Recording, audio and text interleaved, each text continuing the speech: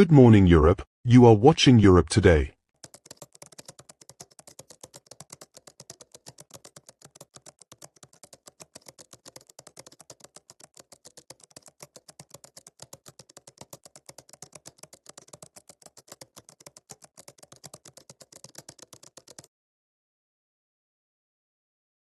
China has a very strong economy, and it's going to continue to be even stronger in the future. And the basic reason is that China is technologically dynamic, and it is already at the forefront of a large number of technologies that are the key technologies for the next 30 years. Electric vehicles, zero carbon energy systems, fourth generation nuclear, of course, battery supply chains, hydrogen economy, advanced shipping, 5.5G. These are the technologies that the world needs to make the energy transformation, to make the digital transformation.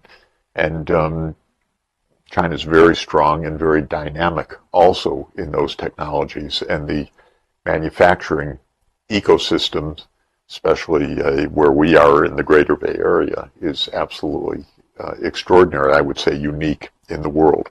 So, what's said in the media day to day, well, that's day to day news. But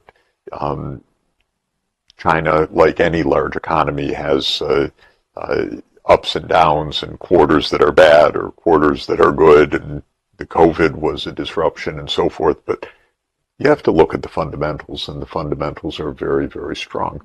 And that's very good, because not only is it good for China, it's good for the world. I do want to come back to this question about China's statecraft, and just to say, of course, we can theorize, but I would point to two historical facts that I think are positive and important. First, China hasn't been in any war for more than 40 years. This is extraordinary. The U.S. has been at war basically every day for the last 40 years, and usually in a number of places. China had a 1-month war with Vietnam in 1979, and since then. And that kind of long peace is, I think, the best evidence we have about China's statecraft right now. There's another historical piece of evidence that I personally believe in, though it's argued and debated among historians and scholars, and that is there was a long, long period of several hundred years, basically 500 years, of what has been called the Confucian peace in the region of China, Korea, Japan, and Vietnam, lasting really from the beginning of the Ming Dynasty until the British invasion of China in 1839 and the First Opium War. And so this long period almost had no war at all. Now, China was undoubtedly then, whether it's PPP or market prices, though the concept didn't exist of GDP, it was by far the dominant power. But China didn't invade Japan. China never in its history invaded Japan, except when the Mongols were briefly running things from in 1274 and 1281. Other than that, for 700 years, it was never an invasion from China to Japan. China never invaded Korea in its history, as far as I know. China invaded Vietnam, yes, 6 centuries ago, in 1410 or so. So this is a long, long peace. And I think that is part of China's statecraft. It is part of a Confucian order, if one could call it that. I believe that that's true. Some of my colleagues in the U.S. say, oh, no, that's not true. China has to be like every other country, which in their mind is war all the time, because in America it's war all the time. And why? Well, Europe has been basically at war for 1,000 years. And the fundamental difference is China unified and mainly stayed unified for 2,000 years, whereas Europe was fragmented then it colonized other parts of the world, and they fought. Even Donald Trump in his inaugural address, he expressed the kind of 1950s happy vision of America, that we fought our way across the continent. It was a very bloody bunch of conquests by colonial power. We're not supposed to say that in Trump's America, but the truth is it was an expansionist imperial period. And that's a different history from China's history. So, bottom line for me is there really could be a big difference of statecraft. China, cautious, friends or potential friends, and this makes a lot of sense. We had one sensible president during my lifetime, which was President Kennedy, who tried peace, and he had a very wonderful line. He said, across the gulfs and barriers that now divide us, we must remember there are no permanent enemies. Hostility today is a fact, but it is not a ruling law. And so he talked about the fact that don't think about enemies and friends, but when you get to Biden, it's all, you're our friend, you're our enemy. And that's the mentality that's so dangerous. My own view is that China should internationalize the renminbi because relying overwhelmingly on U.S.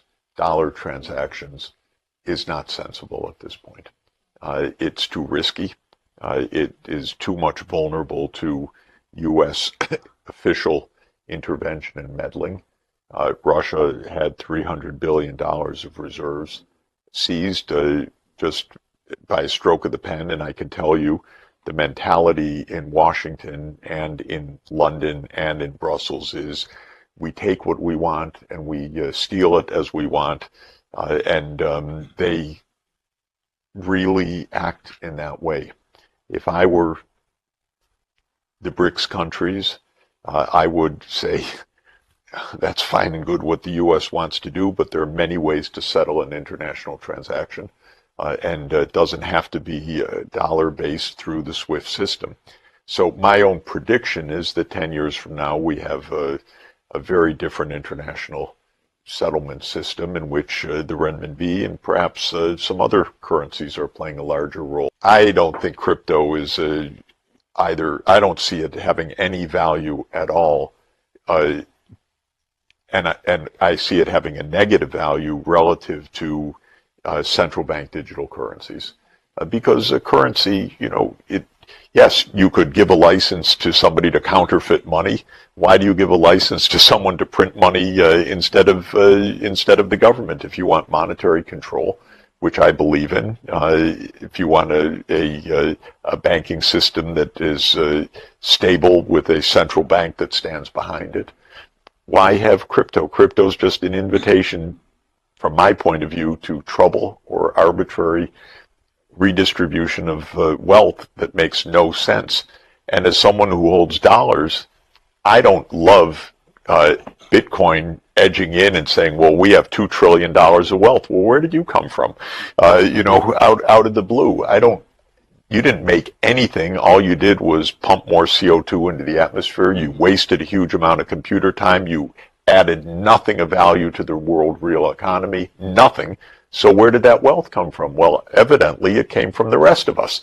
It added to inflationary pressures. It reduced monetary control. So I'm not a believer in crypto. I am a believer in digital currencies. That's quite different. That's a mechanism for payments.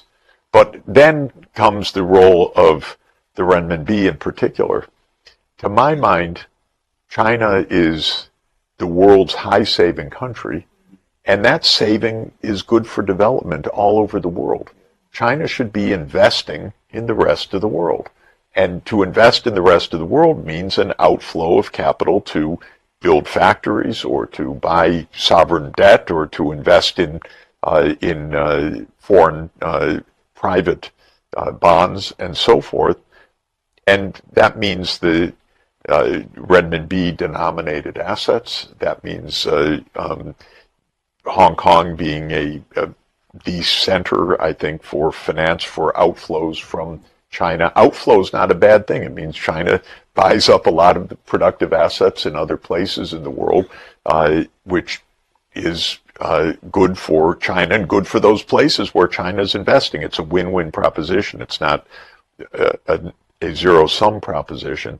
So I would like to see China internationalize the renminbi. I'd like to see Hong Kong be not a dollar-based financial center, but a renminbi-based financial center to a large extent, and not just offshore renminbi, but an integrated financial system. And I believe because China is so efficient in low-carbon energy systems and other things that the world needs, that investing through Belt and Road and other initiatives is really a wonderful win-win activity for China and the world.